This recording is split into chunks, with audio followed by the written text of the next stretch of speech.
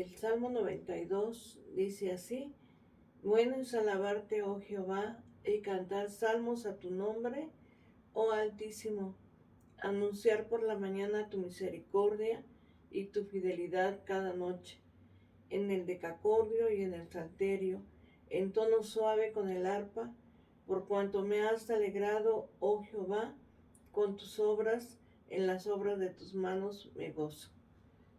Les invitamos para que hagamos una oración. Amoroso y buen Dios, nos acercamos delante de ti, Señor, para pedirte que nos bendigas a través de tu palabra, Señor. Tu palabra, Señor, es verdad y es alimento para nuestra alma. Te pedimos, Señor, nos bendigas a través de ella. Te lo estamos pidiendo en el nombre de Jesucristo, nuestro Salvador. Amén.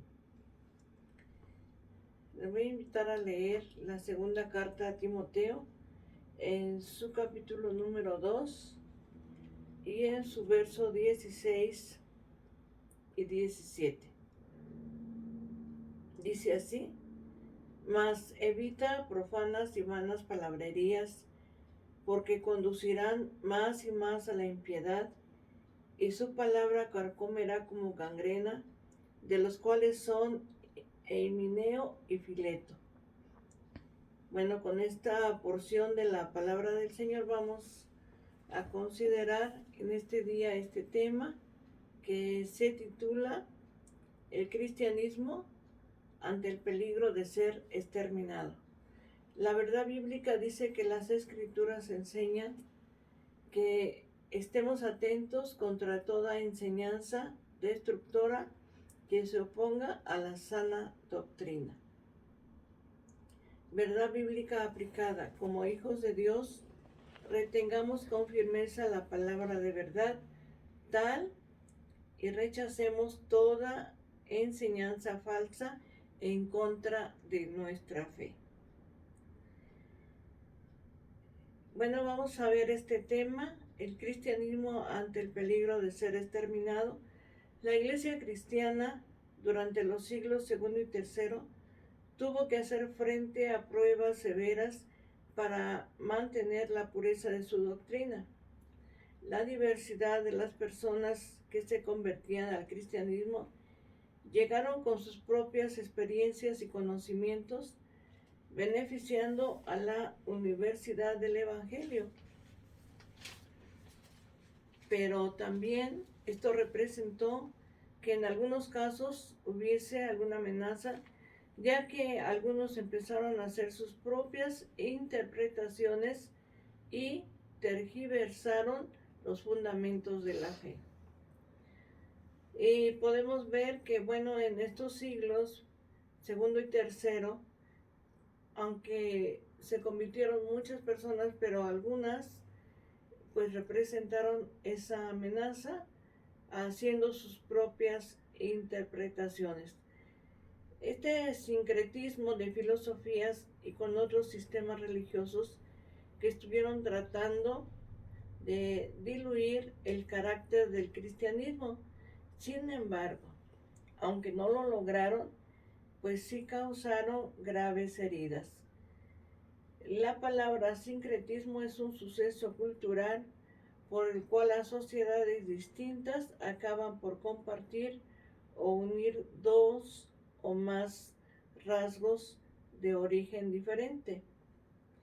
La mezcla de comunidades, de razas, de creencias y tradiciones distintas da lugar a una cultura híbrida. Y bueno, podemos ver, ¿verdad?, este sincretismo que es la mezcla de varias cosas. Vamos a ver pues los principales puntos erróneos contra la fe cristiana.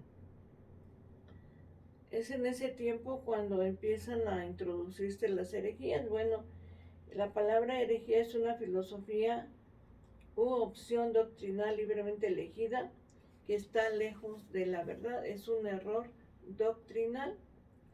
Y durante ese tiempo surgieron los gnósticos.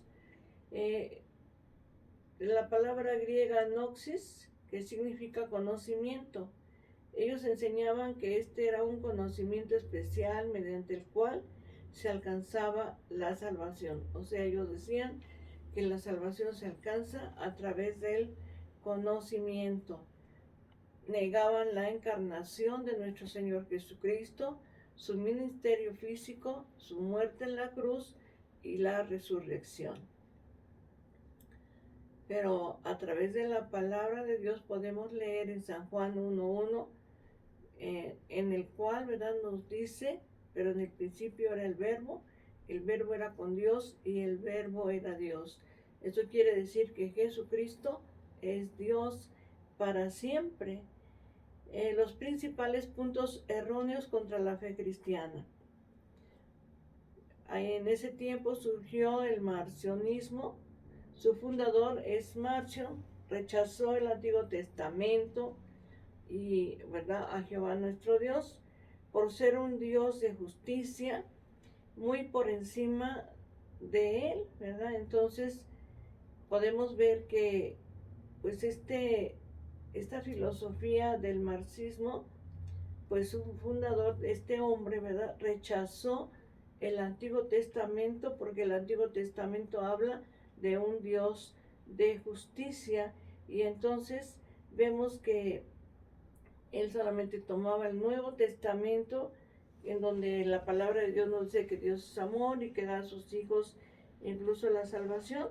Y entonces este hombre, esta filosofía, enseñaba que Jesucristo no nació de María, sino que apareció de manera repentina siendo un hombre ya maduro.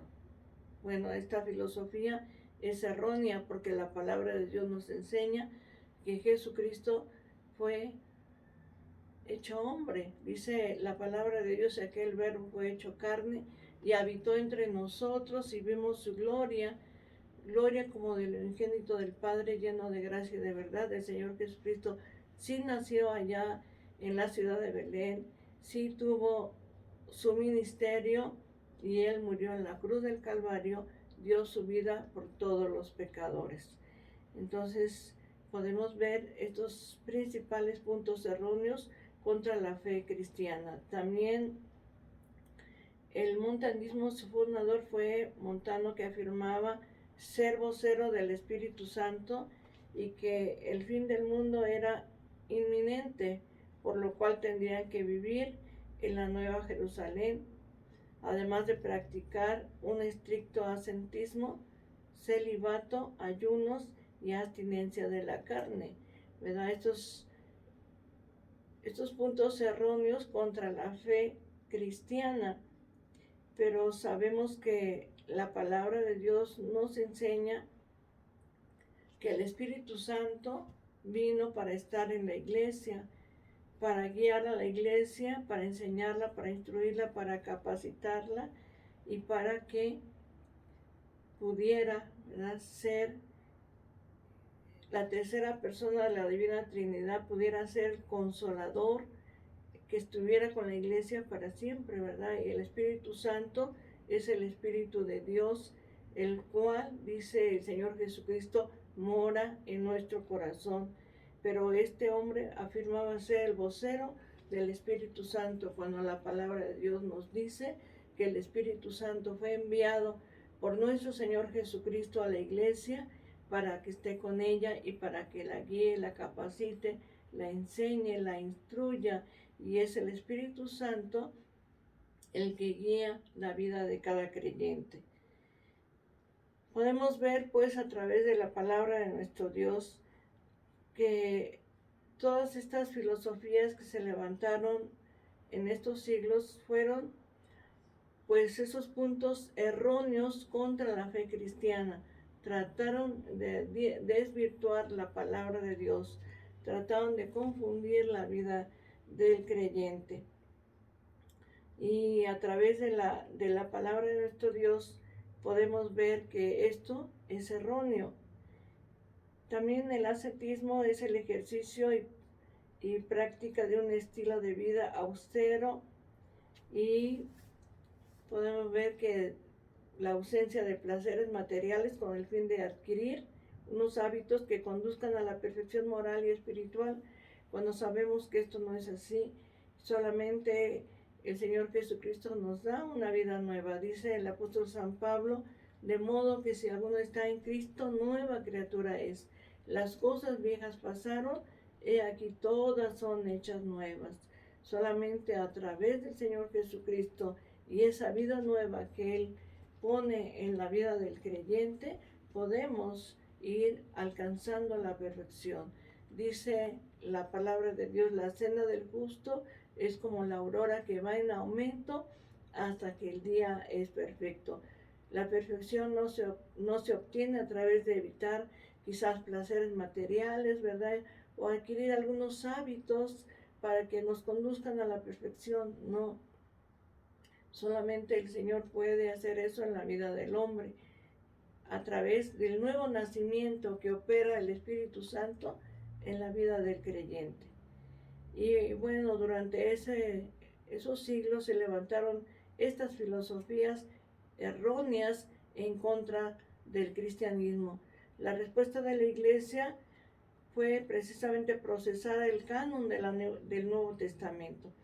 Para los cristianos las Escrituras eran los libros sagrados judíos, que es la Tanakh en la versión griega, la Septuaginta, la elección de los libros del Nuevo Testamento, pues fue un proceso bajo la dirección del Espíritu Santo, ya que en las diversas iglesias cristianas empezaron a reunir los evangelios y los escritos de los apóstoles, formaron el canon, o sea, la regla, y escritos inspirados.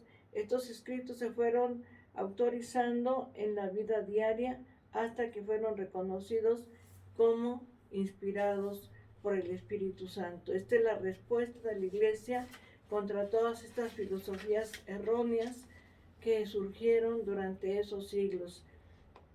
Y podemos ver que el Nuevo Testamento pues fue aceptado en el concilio de Laodicea en el año 363 después de Cristo. Por eso es que la palabra de Dios dice en San Juan 14:26 que cuando venga el Espíritu Santo, Él nos enseñará toda la verdad y nos recordará todo lo que Él nos ha dicho. Entonces, podemos ver pues que esta es la respuesta de la Iglesia, que se fue formando el Nuevo Testamento, y el Nuevo Testamento es la palabra de nuestro Dios. También podemos ver que durante ese tiempo la respuesta de la Iglesia fueron cortas declaraciones de fe, o sea, los credos tienen elementos esenciales de la fe. En las primeras décadas del cristianismo, la Iglesia aún no contaba con el Nuevo Testamento, así que los primeros cristianos pues pudieron, ¿verdad? Durante ese tiempo, durante el siglo II, aprendieron puntos claves después, ¿verdad? Y los enseñaron a otros. Esto ayudaba a corregir y, ¿verdad?, aquellas doctrinas erróneas que estaban surgiendo. Esas doctrinas falsas sirvieron como defensa de la sana doctrina. Entonces, esta es la respuesta de la Iglesia, ¿verdad? Empezar a que se formara el Nuevo Testamento, y también esas cortas declaraciones de fe que son los credos, que tienen elementos esenciales de la fe.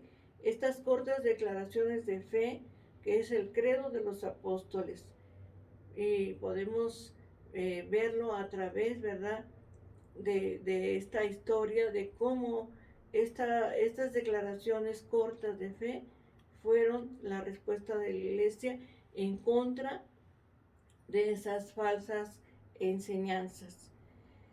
A veces podemos pensar que como creyentes podemos preguntar si tiene algún beneficio estudiar estas ideas de sincretismo filosófico, pero a través de la palabra de Dios tenemos la respuesta.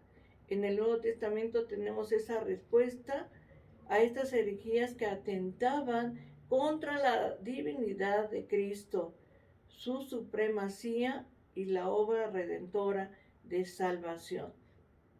Es importante el poder estudiar estas filosofías para que a través del fundamento de la palabra de Dios podamos derribar todo argumento que se levante contra el conocimiento de nuestro Señor Jesucristo. La iglesia cristiana actual sufre ataques que tratan de desvirtuar la fe verdadera en los creyentes, pero hoy encontramos que la palabra de Dios es veraz y que su palabra nos guía siempre a la verdad. Quizás habrá gente religiosa, no cristiana, con antecedentes gnósticos, ¿verdad? De todas estas filosofías que surgieron durante estos siglos, pero tenemos la palabra de verdad para que podamos de esta manera derribar todo argumento que se levante contra el conocimiento de nuestro Dios.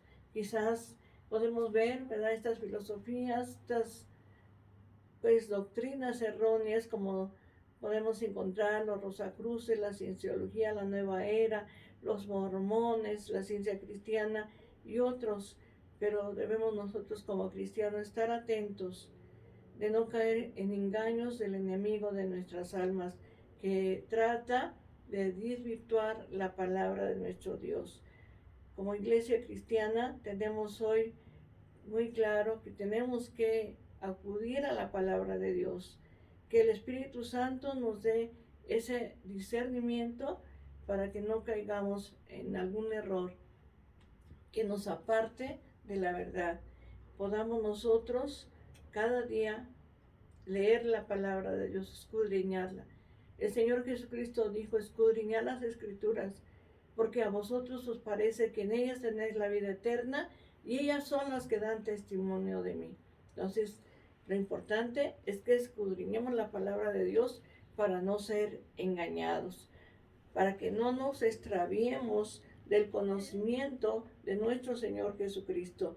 El propósito de Dios es cuidar y proteger a la iglesia, y el Espíritu Santo lo hace. El Espíritu Santo guía, conduce, enseña y protege a la iglesia. Por lo tanto, sigamos la enseñanza de la palabra de Dios.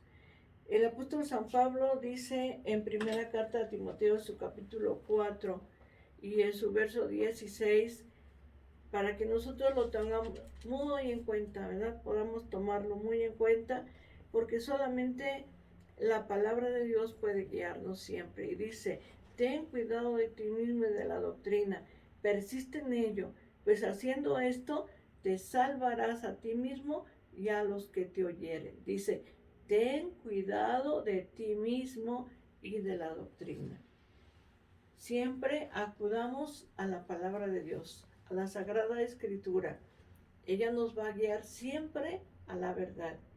Y todas esas filosofías que se levantaron en ese tiempo y en este tiempo, como dice el apóstol San Pablo, derribemos todo argumento que se levante contra el conocimiento de nuestro Dios.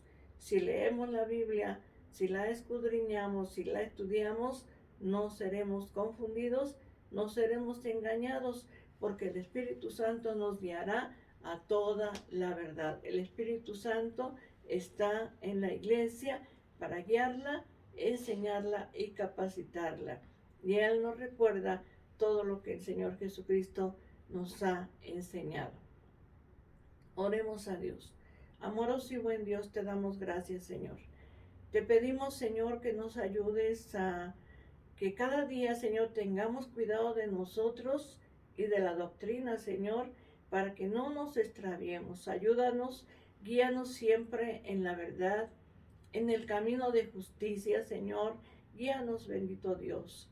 Que tu Espíritu Santo, Señor, alumbre nuestro entendimiento, nos dé discernimiento, Señor, para que contra toda filosofía errónea que se levante en contra de la verdad, nosotros podamos, Señor, derribar todo argumento, Señor, en tu nombre, siempre con la veracidad de tu palabra, Señor.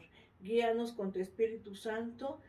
Te pido, Señor, que bendigas a cada familia, a cada hogar, Señor, y bendice a nuestros hermanos de la iglesia, a nuestros familiares, a nuestros hijos, Señor. Te lo pedimos, Padre, en el nombre de Jesucristo nuestro Salvador. Amén. Leemos el Salmo número 23 y dice así: Jehová es mi pastor, nada me faltará.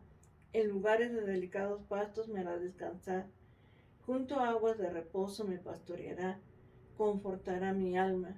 Me guiará por sendas de justicia por amor de su nombre. Aunque ande en valle de sombra de muerte, no temeré mal alguno, porque tú estarás conmigo. Tu vara y tu callado me infundirán aliento. Aderezas mesa delante de mí, en presencia de mis angustiadores. Unges mi cabeza con aceite, mi copa está rebosando. Ciertamente el bien y la misericordia me seguirán todos los días de mi vida, y en la casa de Jehová moraré por largos días. Amén. Que Dios te bendiga, la paz de Dios.